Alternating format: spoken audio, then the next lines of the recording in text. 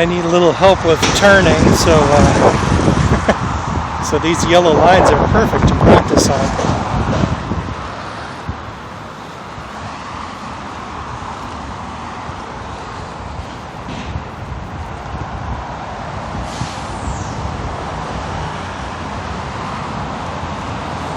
Yep, I'm getting a heck of a lot better. Good times.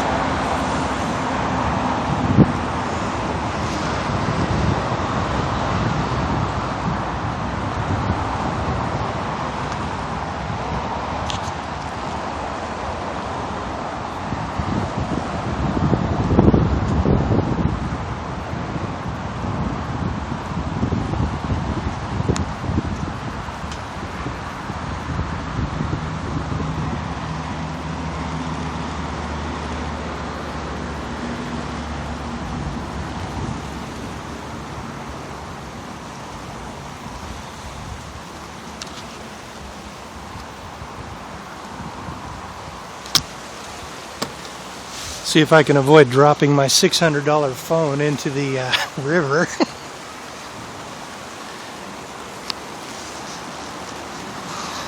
That's one thing about the Pacific Northwest. We have got a lot of rivers.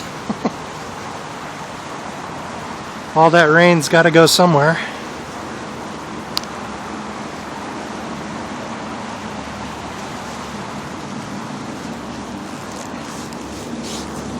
Check out the other side. Going slow on this thing is tough.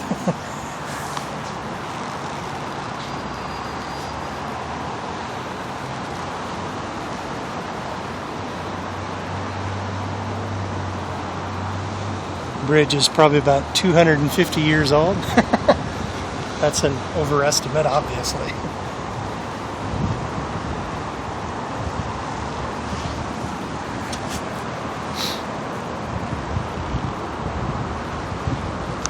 Gotta say, there's some pretty areas around the Seattle area. And off we go.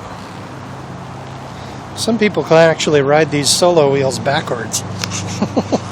How? I have no idea. But I'm getting a lot better.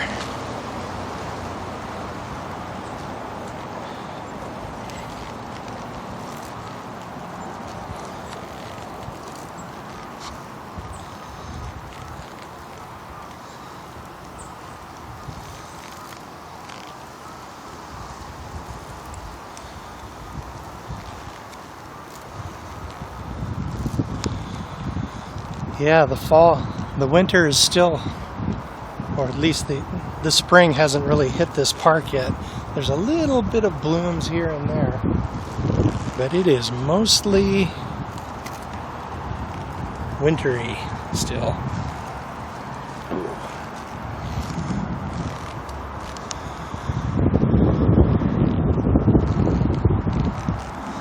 Bought a shock-proof case for this phone. I certainly hope I don't have to test it out.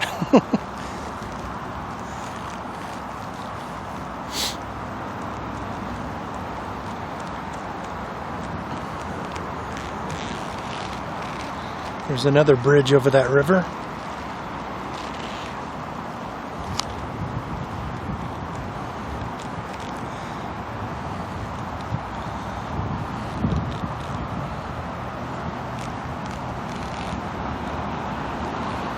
See if I can make this corner without falling off.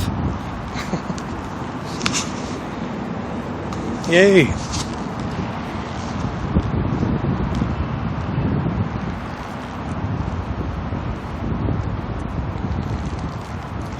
You really got to watch for unexpected little bumps when you're riding one of these things. That's why I'm wearing a helmet.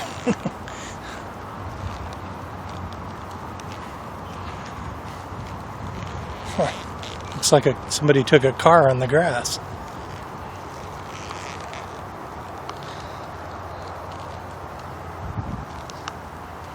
Bump or off-road? Which one should I take? I'll try off-road.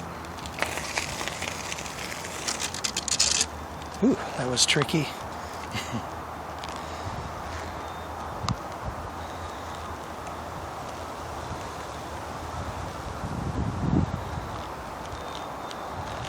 Gotta say, I'm glad I bought this thing.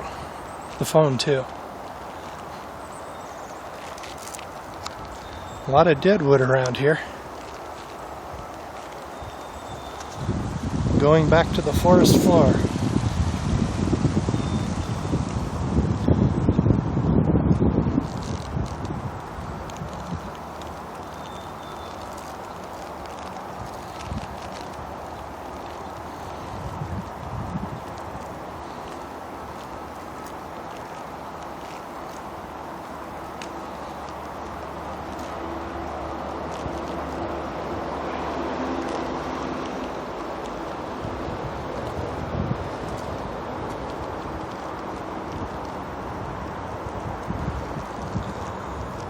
A lot of moisture around here, but considering that it's not very warm, it stays pretty dry. It doesn't stay humid. It takes hot air to get a lot of humidity into the air.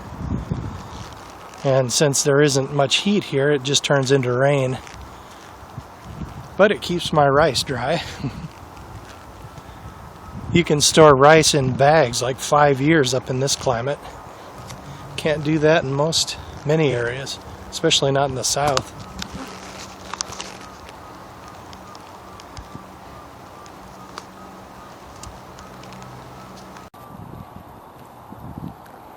Hey amigos, just getting a little solo wheel practice in.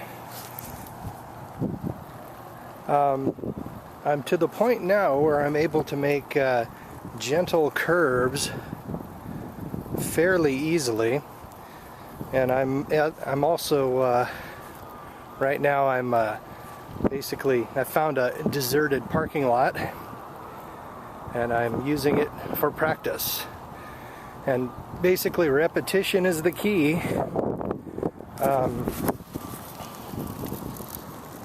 Yeah, there we go. Basically, you start out by I basically started out in my kitchen, and I had 2 countertops that I could lean on fairly easily, and I started just practicing rolling forward about 6 feet and then back. Then I started being able to take little trips across the living room without crashing into things too badly. And I'm kind of thinking the neighbors might have thought I was doing something down there. Because basically when you hear somebody crashing into the wall, you kind of raise your eyebrows a little bit. So basically, then I graduated to, after I had that slight mishap and I healed up, I then basically went on to take my first outside trip, and then basically once I was able to go straight, I found a couple of bicycle trails, and I started going, just practicing staying on the thing and putting a few miles under my belt.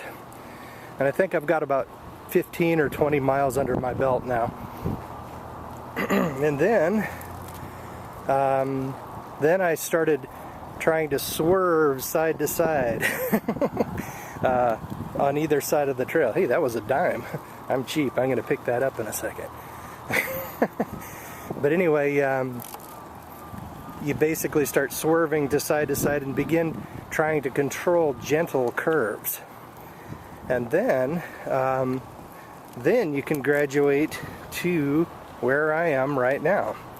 And that is to be able to find a big parking lot and just try executing gentle curves of both right and left.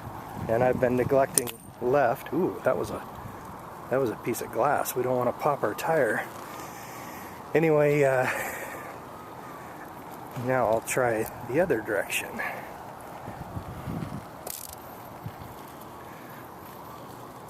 So basically, the progress continues. Pretty good time with it. I gotta say, I'm just very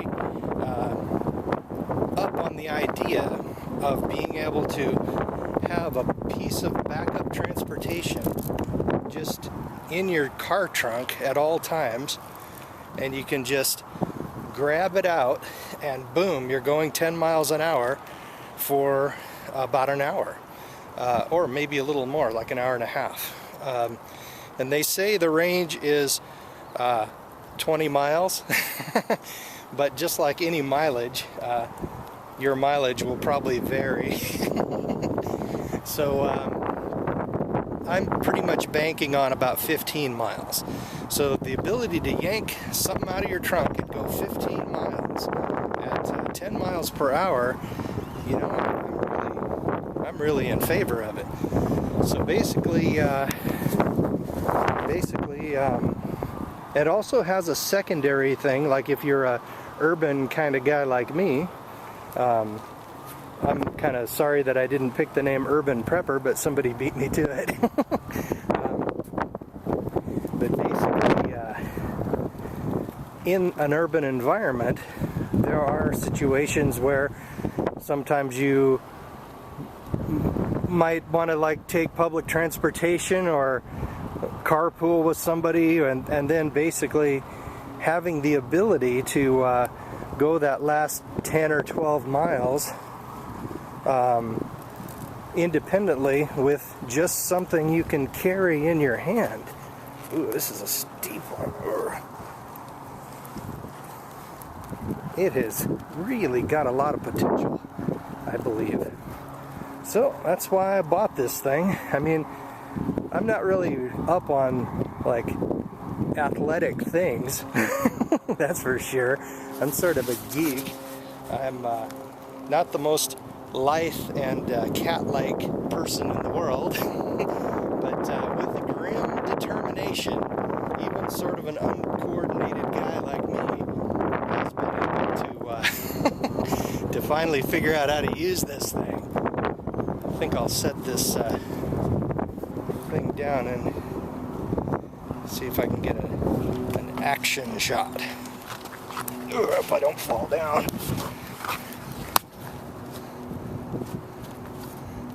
Okay.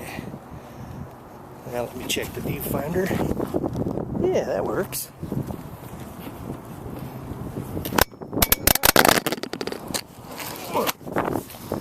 That's not good.